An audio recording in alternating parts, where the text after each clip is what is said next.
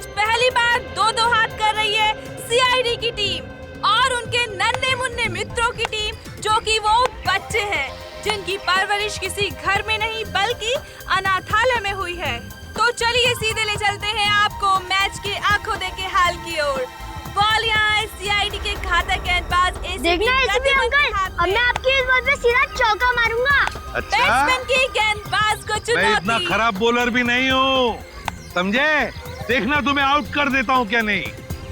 All the best बेटा। Thank you sir. गेंदबाज यहाँ अपनी फील्ड प्लेसमेंट चेक करते हुए।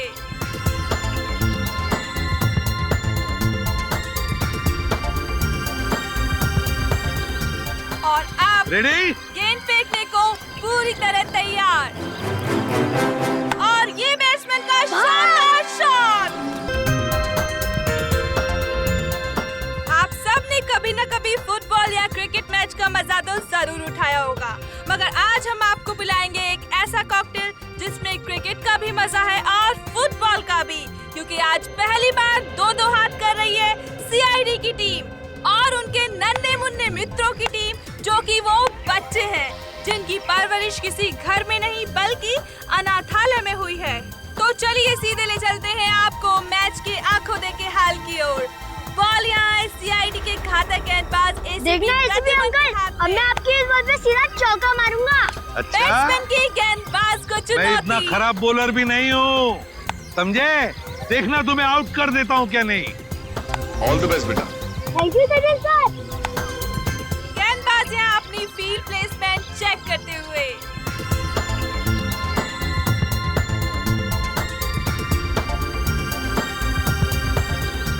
और अब रेडी? गेंद फेंकने को पूरी तरह तैयार और ये बैट्समैन का शानदार शॉट। क्या ये छक्का जाएगा? ओह नो, ये तो बाउंड्री पे क्या पकड़ो, चौका छोड़ना नहीं। सचिन यहाँ चीते की छोड़ना फुर्ती के नहीं। साथ गेंद की तरफ भागते हुए और ये तंबू में घुस गए। ए, सीआईडी एक बार फिर से इस क्रिकेट मैच में नाकाम साबित हुए। अरे क्या सचिन, क्या छोड़ दिया? भाग! ये! अरे देखा अंकल, हमने कहा था ना कि हम आपकी सीआईडी टीम को क्रिकेट मैच में हरा देंगे। ये तो पता था कि तुम लोग जीतने वाले हो। चलो चलो चलो सब लोग चलो। अंकल, मुझे तो सबसे बड़ा क्रिकेटर बनना है। देखो बेटा, जिंदगी में खूब मेहनत करना। अगर मेहनत करोगे तो सब कुछ बन सकते हो, जो चाहते हो बन सकते हो, लेकिन मेहनत जरूरी है ना? अच्छा अंकल, अब दोबारा हमारे साथ खेलने कब आओगे? बहुत जल्दी आएंगे और सबको लेकर आएंगे। हाँ? ओके, चलो चलो खा लो। आप निकाल के पियो, ओके? चलो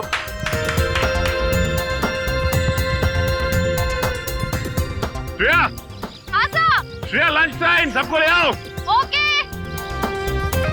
बच्चों, चलो लंच ब्रेक, खाना खा लेते हैं।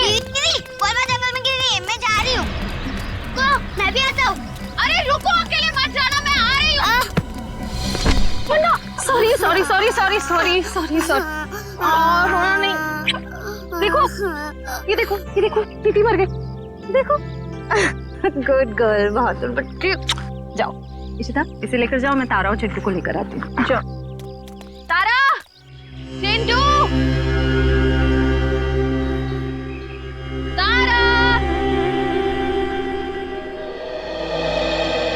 चिंटू। हाँ चले गए।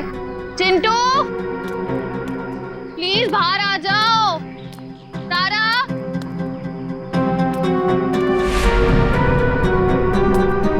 चिंटू, तारा।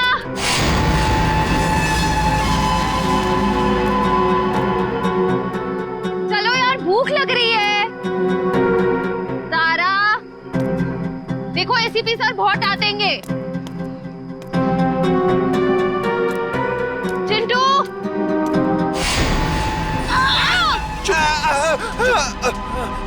चिंटू, निकल यहाँ से, जल्दी। चिंटू।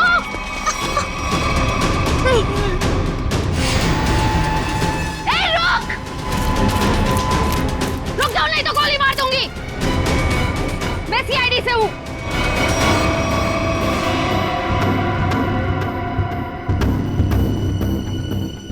बच्चों को। नीचे उतारो, नीचे उतार।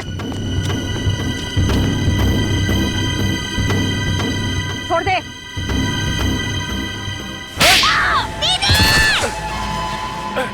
रुक, निकल जल्दी। रुक जाओ चिंटू।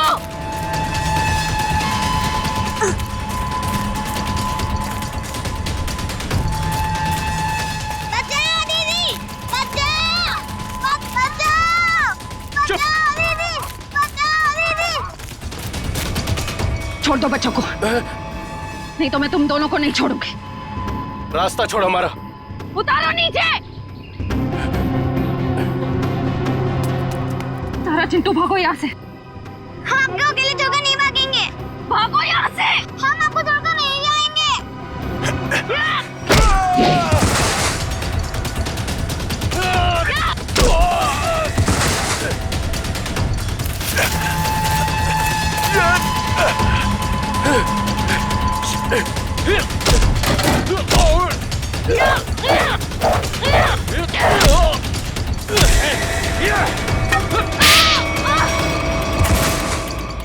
छोड़ उसको, चल यहाँ से। हाँ चल निकल, जल्दी जल्दी कर।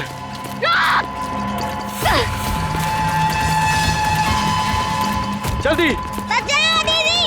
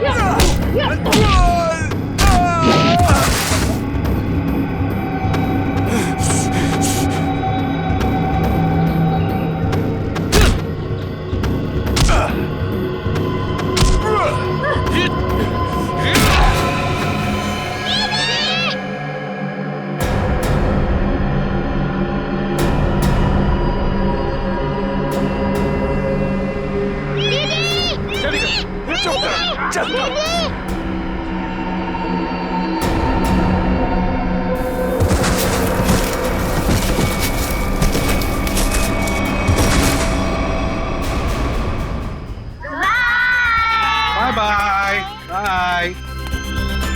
नमस्ते। बाय। हाँ? चिंटू और तारा नहीं दिख रहे। चिंटू और तारा दिख नहीं रही, कहाँ गई है? और श्रेया भी दिख नहीं रही है। हाँ? श्रेया मैम जंगल में बॉल ढूंढने के लिए गई हैं, लेकिन अब कहीं नजर नहीं आ रही। इतनी देर तक? काम करते हैं, जंगल में घुसते हैं। हाँ?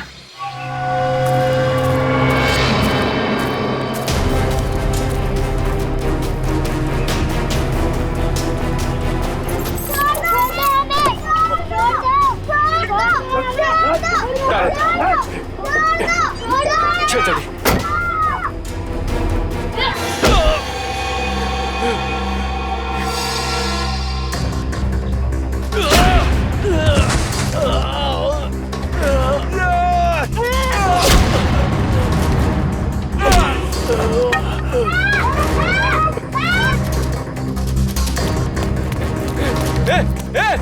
बैग बैग क्या कर रही है? बैग बैग छोड़, निकल यहाँ से। चल जल्दी कर, चल।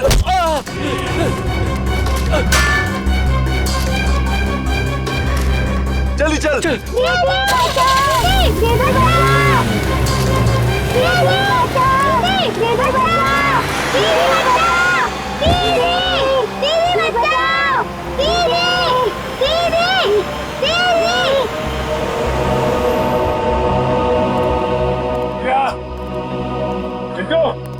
श्रेया, तारा,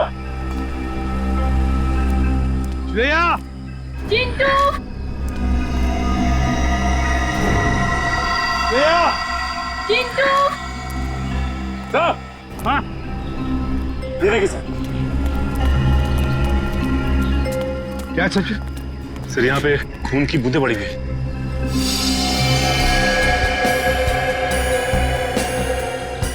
सर कहीं श्रेया मैम को कुछ हो तो नहीं गया? कुछ नहीं होगा श्रेया को, सीआईडी ऑफिसर है वो। देखते ये खून की बूंदें हमें कहां तक ले जाती है।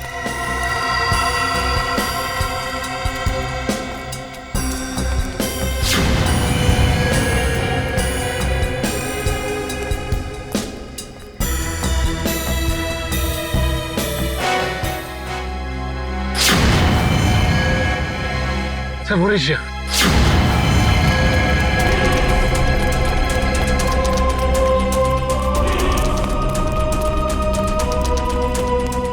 मैम!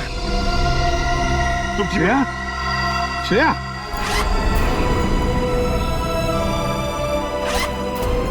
श्रेया श्रेया?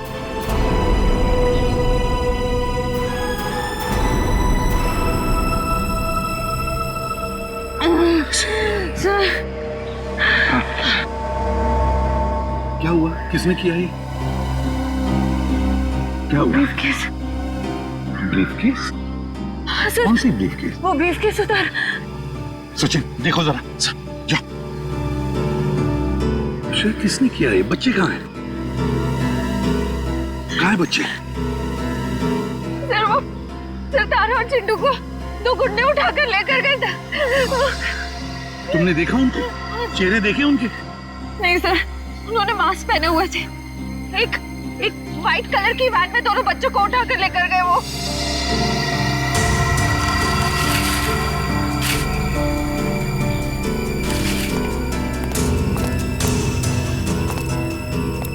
अच्छा वैन का नंबर तो देखा है? नहीं सर, नंबर प्लेट नहीं थी, मगर राइट साइड की टेल लाइट टूटी हुई थी सर। रेड रंग की van, right side tail light टूटी हुई थी ना। इशिता जल्दी से सारे चेक नाइट तुलना को फोन करो और इस गाड़ी के बारे में बताओ, सब कुछ डिटेल में बताओ जल्दी। हाँ सर मैं दोनों बच्चों को बचा नहीं पाई।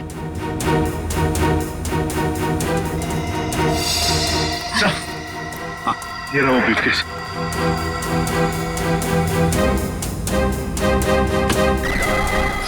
My God!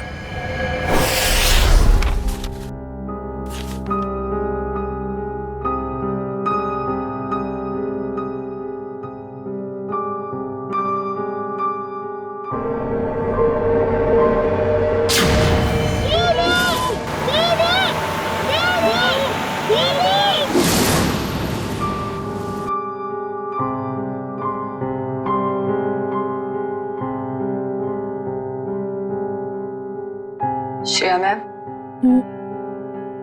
कुछ दिन सेहत का ध्यान रखिएगा। सर पर भी काफी जख्म आया है। ये जख्म तो भर जाएंगे तेरे। बच्चों को भी गुंडों से बचा नहीं पाए। इस बोझ को मैं कभी झेल नहीं पाऊंगी।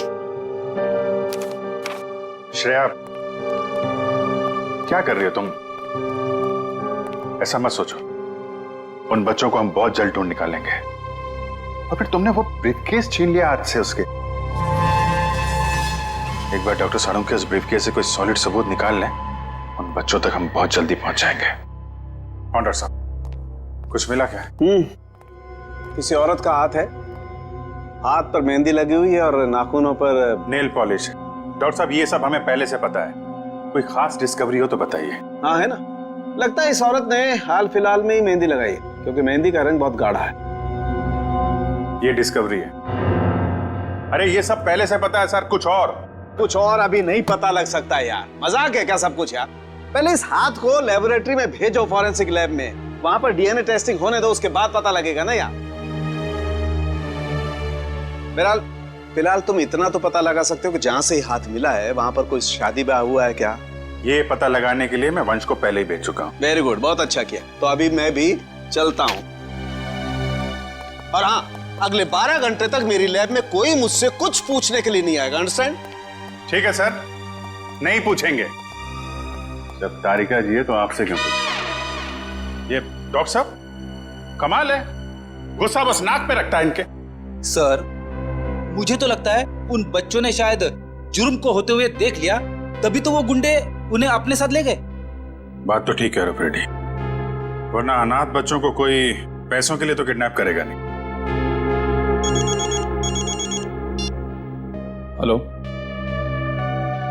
क्या नहीं गुजरी?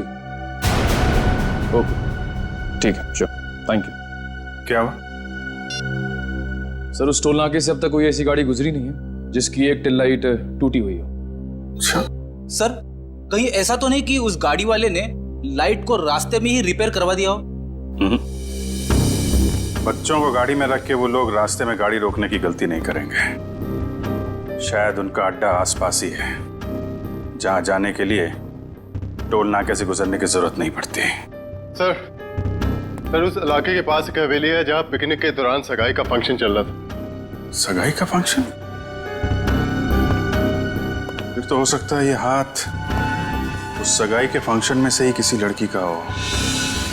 जी हाँ, कल रात हमारी भतीजी प्रियंका की सगाई थी। फिर तो काफी लोग आए होंगे यहाँ। जी नहीं, सिर्फ परिवार वाले थे। सारे परिवार वाले अभी यहाँ पर हैं? हाँ, सिवाय प्रियंका के। आप? मैं प्रियंका का मंगेतर डॉक्टर रमन। रमन जी, प्रियंका क्यों नहीं है? वो दीदी इस वक्त अपने कमरे में सो रही हैं।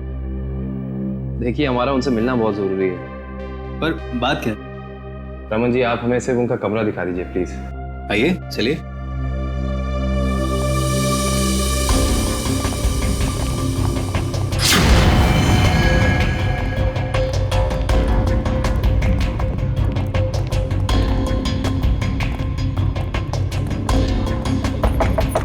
प्रियंका, प्रियंका, उठो, प्रियंका।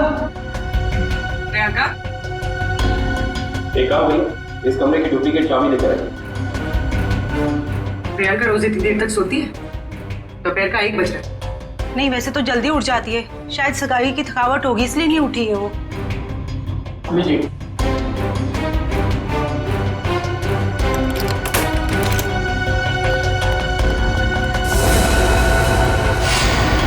प्रियंका, प्रियंका, प्रियंका का हाथ कहाँ गया?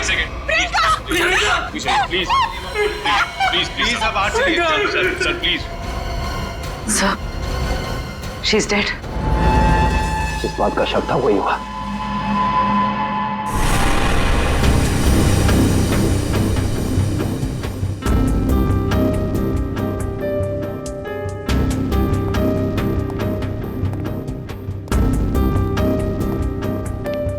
सर, खून सिर्फ इस बेड पर है, कमरे में और कहीं नहीं। और सर, कमरे का सामान भी बिखरा हुआ नहीं। सर, इसका मतलब जब प्रियंका सो रही थी तभी खूनी ने उसका हाथ काटा। पर जब इसका हाथ काटा होगा तो ये चिल्लाई तो होगी ना? चिल्लाती कैसे निखिल? उसकी गर्दन के निशान साफ बता रहे हैं कि खूनी ने पहले गला दबाकर उसकी जान ली और फिर उसका हाथ काटा। पर अगर खूनी ने प्रियंका को मार ही डाला था, फिर उसका हाथ क्यों काटा? और हाथ काट के उसे ब्रीफकेस में क्यों लेके जा रहा था? एक काम करते, इस कमरे की सही से तलाशी लेते।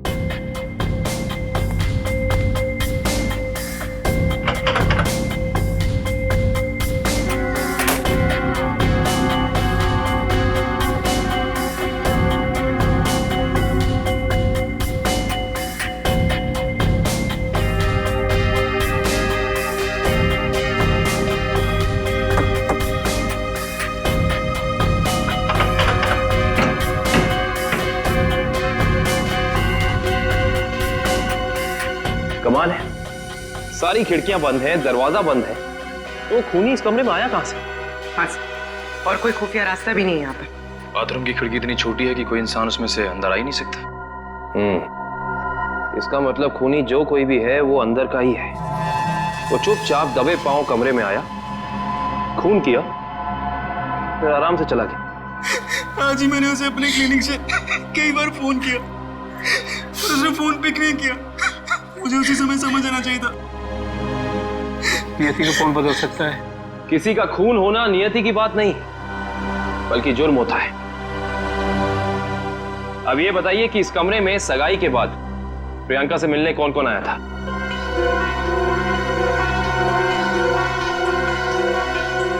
सबकी जबान पे तो ताला लग गया। इस ताले को खोलने का तरीका है हमारे पास। इस कमरे के बाहर जो सीसीटीवी कैमरा लगा है उसकी फुटेज हमें बताएगी कि इस कमरे में कौन कौन आया और कौन कौन गया।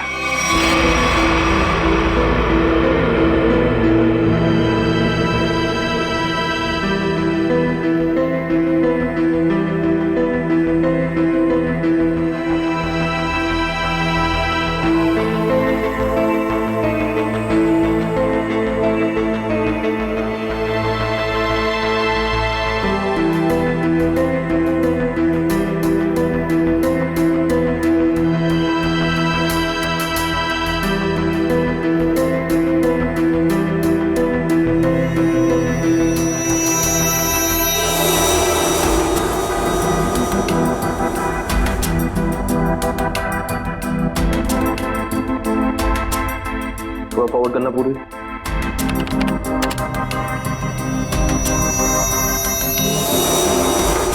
पॉज करना। ये आदमी प्रियंका के कमरे में बहुत सारा गिफ्ट लेके गया, लेकिन 1 मिनट में वापस आ गया। हाँ, निखिल एक काम करो, घर वालों को अंदर लेकर आओ। अब लोग प्लीज थोड़ा अंदर आइए।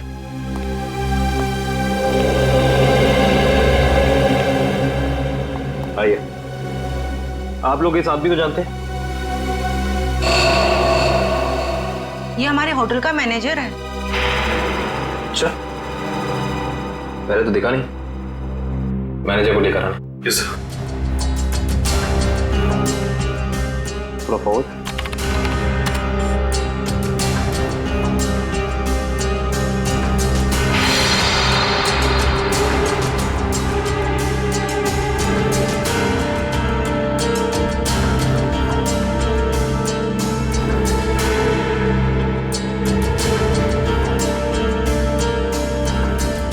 वो भी थोड़ा फॉरवर्ड कर।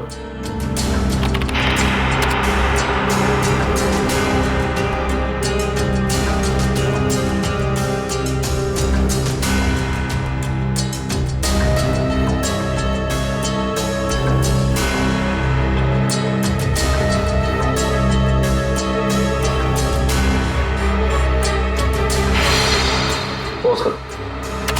बस है। सर, ये लड़की 1:30 बजे कमरे के अंदर गई और 2 घंटे के बाद बाहर निकली। इस लड़की को देखा आपने? ये कौन है? इसको तो हमने पहले कभी यहाँ नहीं देखा। सगाई के फंक्शन में भी नहीं? जी नहीं, हमने कभी नहीं देखा इसे। हाँ, लेकिन यहाँ के वॉचमैन ने तो जरूर देखा होगा। निखिल, वॉचमैन को बुला कर ला।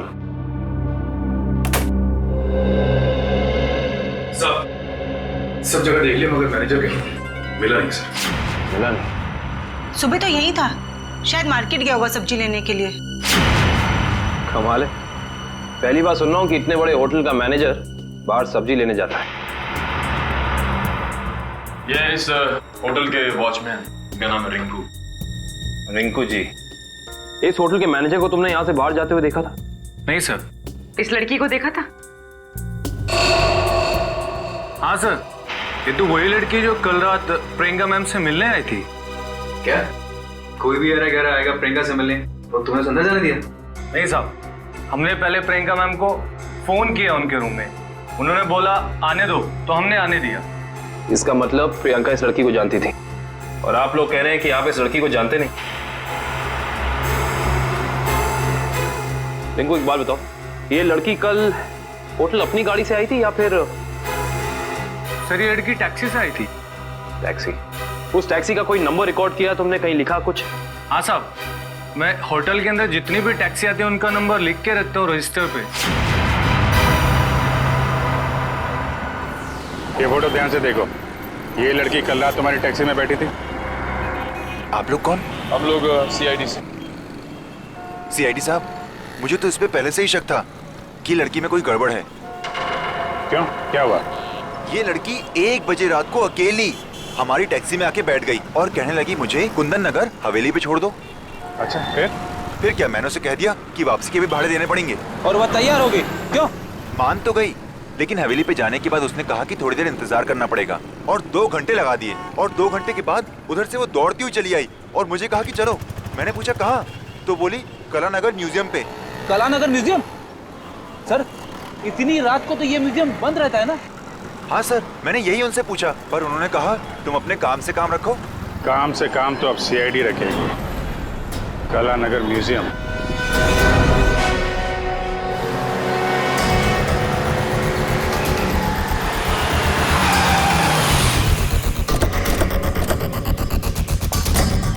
टोल नाके से पहले यही वो घना जंगल है जहाँ पे वैन छिपाई जा सकती है। हाँ सचिन, वैन यहीं कहीं होनी चाहिए, चेक करना पड़ेगा।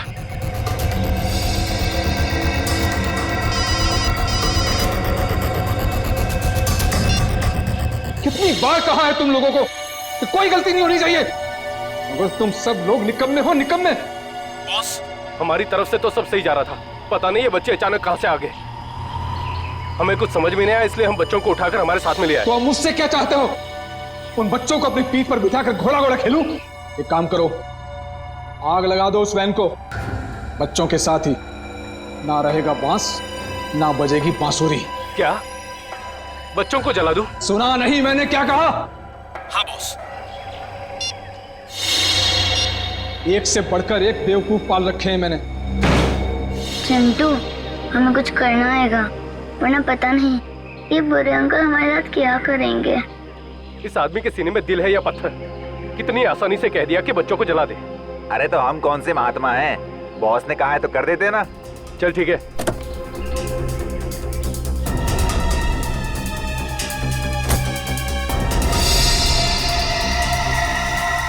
ए जल्दी करना। अरे रुकना, हलवा है क्या? कर रहा हूँ ना। ये ले पकड़। चल जल्दी से डाल।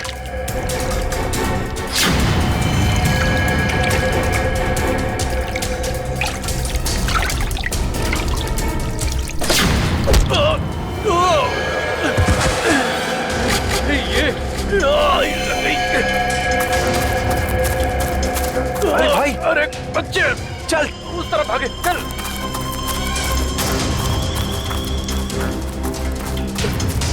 जल्दी कर, कहाँ गए? जा उधर देख।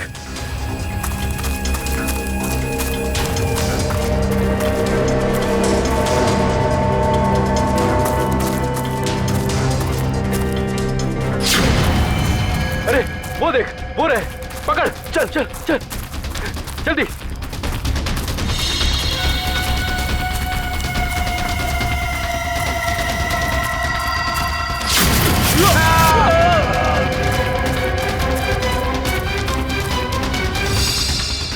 पूरे हाँ, चल चल।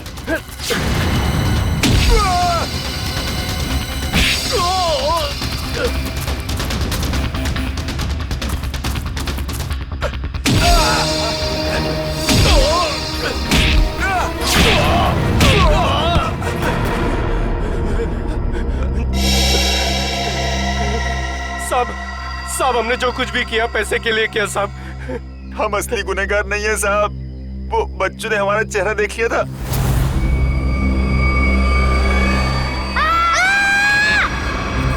इसलिए हम उन्हें अपने साथ उठा लाए। कौन है असली गुनहगार? बोल, नाम बता उसका। हमने उसका चेहरा नहीं देखा साहब, क्योंकि वो गाड़ी में आया था और पैसे देके चला गया साहब। गाड़ी में आया था तो उसका गाड़ी नंबर, मोबाइल नंबर, घर का नंबर कुछ तो याद होगा। साहब उसका मोबाइल नंबर है मेरे पास। देखो,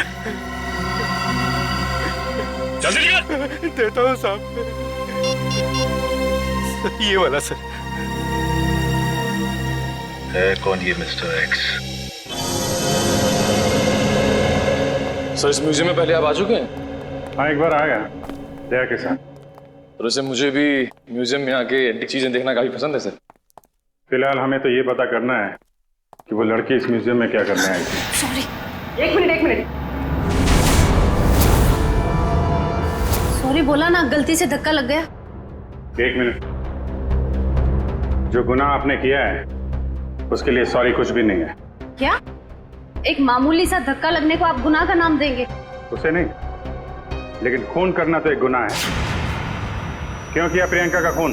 क्या उनका खून हो गया? ये नहीं हो सकता। बंद करो ये मगरमच्छ के आंसू। जो पूछा उसका जवाब दो। मैंने किसी को नहीं मारा, मैं तो सिर्फ वहां उनकी मदद करने गई थी। रात को 1:30 बजे ऐसी कौन सी मदद चाहिए थी प्रियंका जी को? उनको लग रहा था कि उनकी जान को खतरा है, इसलिए उन्होंने मुझे वहां बुलाया था।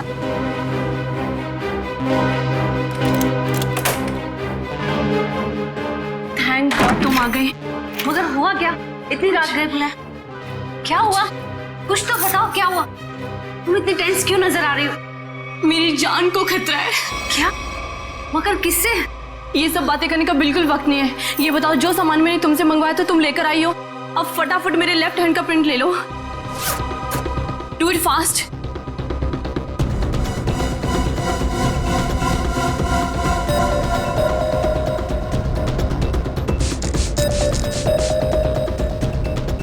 अपना लेफ्ट हैंड यहाँ रखो।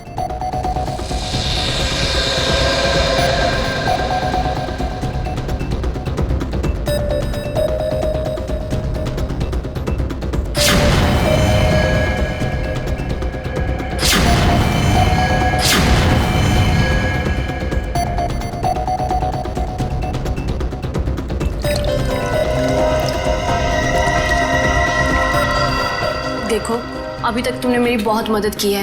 मेरा एक और काम कर दोगी प्लीज? काला नगर के म्यूजियम में जाके ये हैंडप्रिंट और अंगूठी मिस्टर सुमेश को जाकर दे देना प्लीज। पर ये सब क्यों? ये सब मैं तुम्हें अभी नहीं बता सकती। तुम अभी जाकर म्यूजियम में मिस्टर सुमेश को मिलोगी। जी राजकुमारी जी। और सुनो, काम हो जाने के बाद ये अंगूठी मेरे सिवाय किसी को मत देना। अगर मुझे कुछ हो जाए तब भी नहीं, ओके?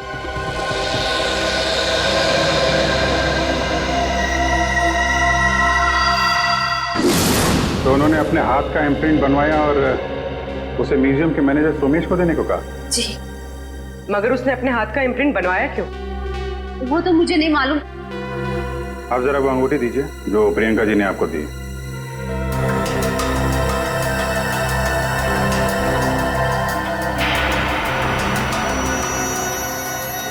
ये तो काफी अनमोल लगती है। सर, ये अंगूठी, वो कटा हुआ हाथ, ये म्यूजियम, सब कुछ समझ में नहीं आ रहा है। इसका जवाब तो अभी ये मैनेजर सोमेश जी देंगे। ये बहुत प्रसिद्ध और पुरानी पेंटिंग है। राजा रवि प्रताप ने इसे बनवाया था। इस तरह की कलाकारी करने का उसे बहुत शौक था। Mister Somesh. Yes. CID. CID? क्या बात है सर? जरा इधर आइए, आपसे कुछ बात करनी थी। कीजिए ना सर, मुझसे कोई गलती हुई क्या? नहीं, वो बात नहीं है। आप जरा ये अंगूठी देखिए, इसे पहचानते हैं? जी हाँ, ये राजकुमारी प्रियंका जी की अंगूठी है। आपके पास कैसे आई? ये हमें रागनी ने दी है। अभी गई है ना म्यूजियम से बाहर, वो ये अंगूठी और राजकुमारी के हाथों का इम्प्रिंट लेके आई थी, है ना? जी हाँ, इस म्यूजियम में काफी सारे राजघरानों के जो यहाँ के ट्रस्टीज हैं उनके पर्सनल लॉकर्स हैं। जब कभी खास एग्जीबिशन होता है तभी हमारे लॉकर में रखे हुए पुश्तानी हीरे जेवरात हम उसमें पेश करते हैं। लेकिन लॉकर्स खोलने के लिए लॉकर्स के मालिक को आना पड़ता होगा ना यहाँ पे? जी नहीं, ये जरूरी नहीं। कभी कभी मालिक अपने खास आदमी को भेजकर लॉकर खुलवाते हैं, क्योंकि यहाँ फुल सिक्योरिटी है और हर एंटीक रजिस्टर है। ऐसे हम वो प्रियंका जी का लॉकर देख सकते हैं? क्यों नहीं, आइए।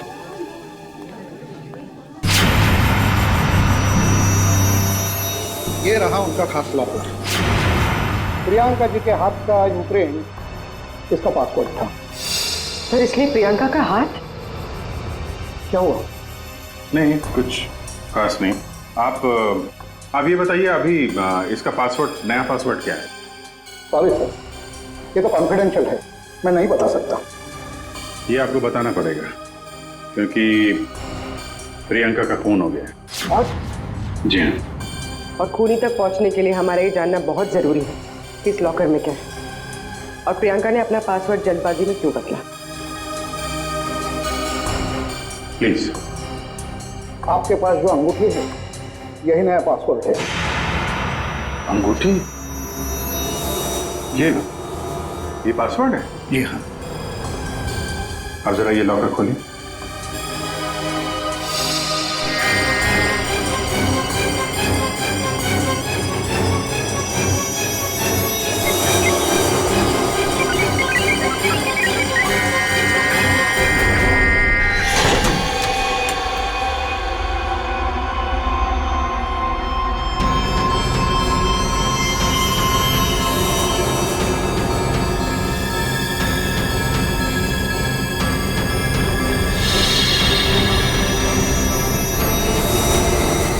इतने सारे जेवर? मतलब सर ये सब कुछ इसके लिए हुआ। लग तो ऐसा ही रहा है।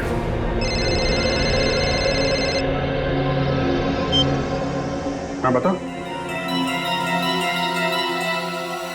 गुंडों के पास से जो नंबर मिला था वो कुंदनपुर के होटल के मैनेजर का है। Very good very good. नहीं मिलते हैं उससे मिलते हैं।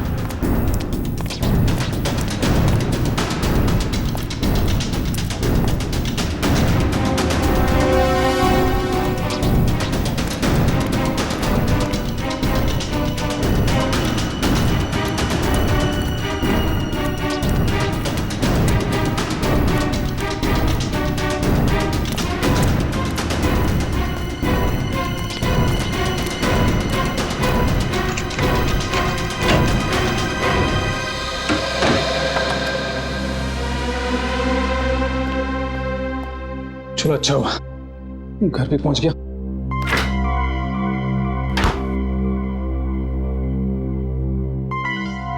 किसी ने देखा भी नहीं सिवाय हमारे सीआईडी। हाँ सीआईडी। चल बैठ। बोल राजकुमारी का खून क्यों किया तूने? मैंने राजकुमारी को नहीं मारा सर। मैंने तो जो किया वो उसके कहने पे किया। किसके कहने पे किया? पता नहीं सर, मुझे तो एक पर्ची मिली थी, उस पे लिखा था कि मैं राजकुमारी के कमरे की खिड़की खुली छोड़ दूं। अच्छा, ताकि खूनी कमरे के अंदर जाए, राजकुमारी का खून करे और खिड़की के बाहर से खिड़की बंद ऑटोमेटिक, किसी को पता भी नहीं चलेगा। जी। अच्छा, उसने तुझे पर्ची दी और तूने काम कर दिया। असली बात बता, क्यों किया तूने? सर वो उसने मुझे धमकी दी थी कि अगर मैंने उसकी मदद नहीं की तो मेरे अतीत के बारे में सबको बता देगा कि मैं जेल गया था। अच्छा, जेल जाके भी सुधरा नहीं है? पर्ची कहाँ है? सर वो तो मैंने फाड़ के फेंक दी। फाड़ के फेंक दी? वो तो फाड़नी ही थी। तुझे एक पर्ची पे धमकी दे दी, तूने इतना बड़ा काम कर दिया। ये हो नहीं सकता। असली बात बता, क्यों किया तूने ये सब? बता। देखिए सर, मैं सच कह रहा हूँ, मुझे कुछ नहीं पता सर। ये ऐसे नहीं मानेगा इसको तो मैं। नहीं, रुको। तुम लोग जरा बाहर जाओ, मैं संभालता हूँ इसको। सर बाहर बहुत पब्लिक है, कहीं बाहर ले चलो। बाहर काम मैं संभाल लूंगा। चल जा।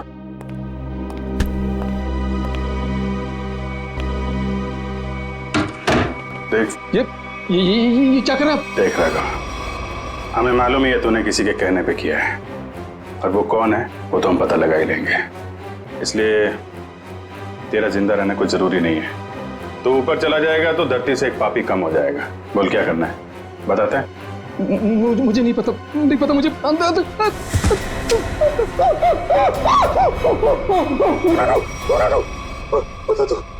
बोल। मुझे 10 लाख रुपए दिए थे उसने। 10 लाख रुपए? आजा भाई। 10 लाख रुपए का चक्कर है। चल, पैसे कहाँ हैं? पैसे दिखा। हाँ, अंदर है। निकाल। लाता हूँ। सर, नुस्खा काम आ गया।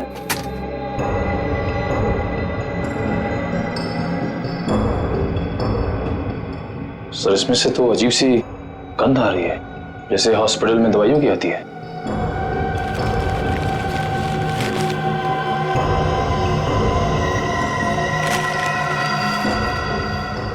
मुल्क में से नहीं है, अखबार में से आ रही है।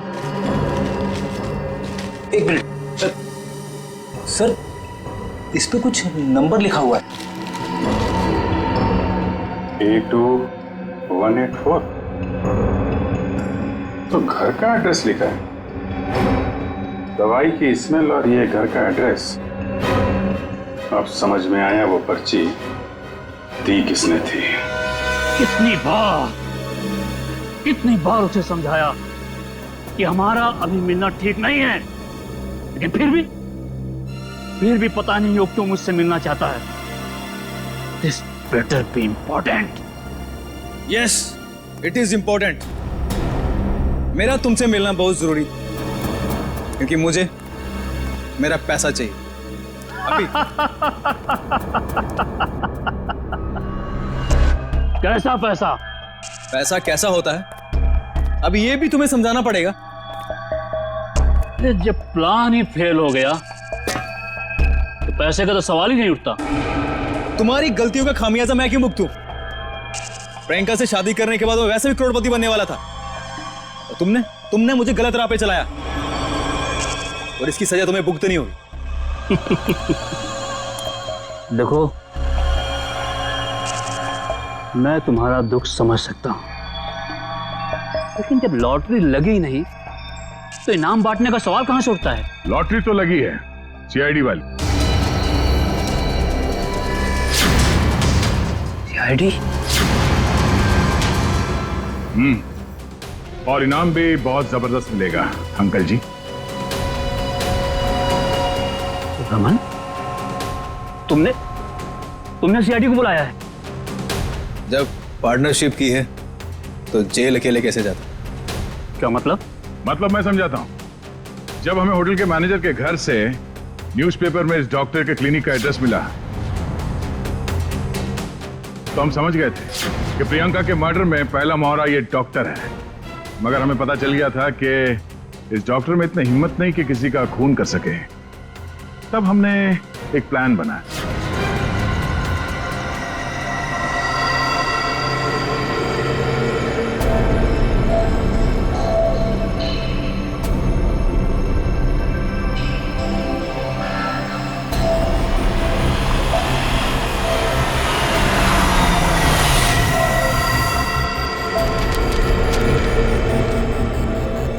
तुम्हारा भांडा फूट चुका है।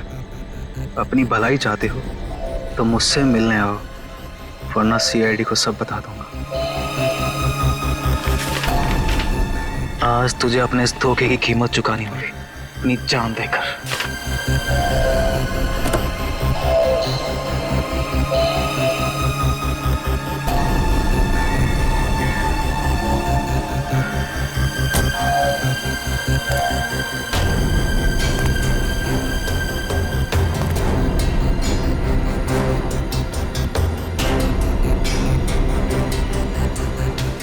कहाँ हो तुम?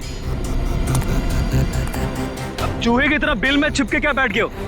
लो, मैं आ गया। क्या हुआ? डर गए क्या?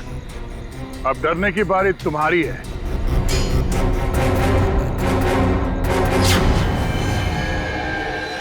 तो रमन, राजकुमारी प्रियंका के होने वाले दूल्हे,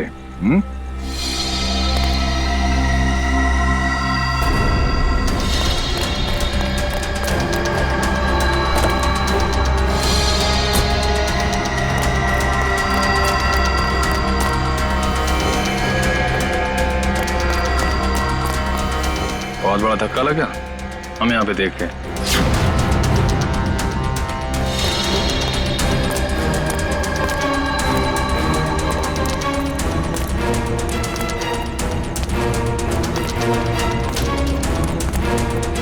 ये चिट्ठी हमने ही भेजी थी। अपनी होने वाली दुल्हन का खून किया तुमने, हिसाब तो देना पड़ेगा।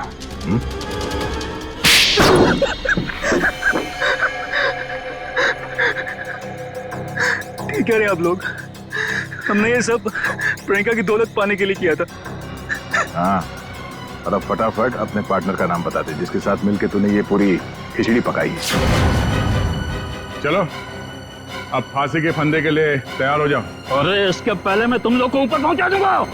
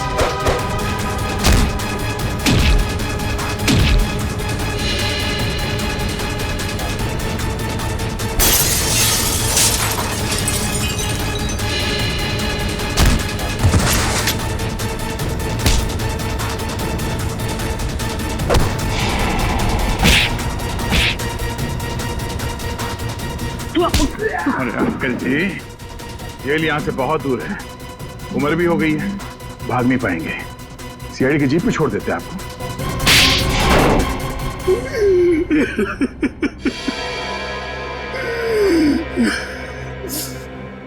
कहने को तो प्रियंका मेरी भतीजी थी, लेकिन भाई साहब की मौत के बाद मैंने ही प्रियंका को पाल पोस कर बड़ा किया, एक बाप का फर्ज निभाया। लेकिन बदले में मुझे क्या मिला? भाई साहब ने अपनी सारी प्रॉपर्टी प्रियंका और उसके होने वाले पति के नाम कर दी थी। इसलिए प्रियंका की होने वाली पति को भी तुमने अपने प्लान में शामिल कर लिया। हाँ, रमन बेवकूफ निकला, वो मेरी बातों में आ गया। पर्दे के पीछे रहकर मैंने सारे गुनाह इसी से करवाए, गुंडों को पैसे देने से लेकर खिड़की खुले रखने और हाथ काटने तक। मगर प्रियंका को भनक लग गई थी कि उसकी जान को खतरा है, इसीलिए उसने अपना पासवर्ड चेंज कर लिया और तुम लोगों के प्लान पे पानी फेर दिया। क्यों? हमें पता भी नहीं था कि उसने मेरी और अंकल की बातें फोन पे सुन ली है। सर, काश प्रियंका ने हमारी मदद ली होती तो उसकी जान बच जाती।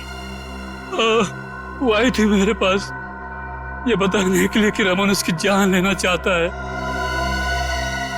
लेकिन उसे क्या पता था कि इस जुर्म का असली सूत्रधार कौन है। एक बार भी शर्म नहीं आई तुम्हें? अपने स्वार्थ के लिए अपनी भतीजी की जिंदगी उजाड़ दी तुमने। तुम जैसे लोगों के लिए तो फांसी भी कम है।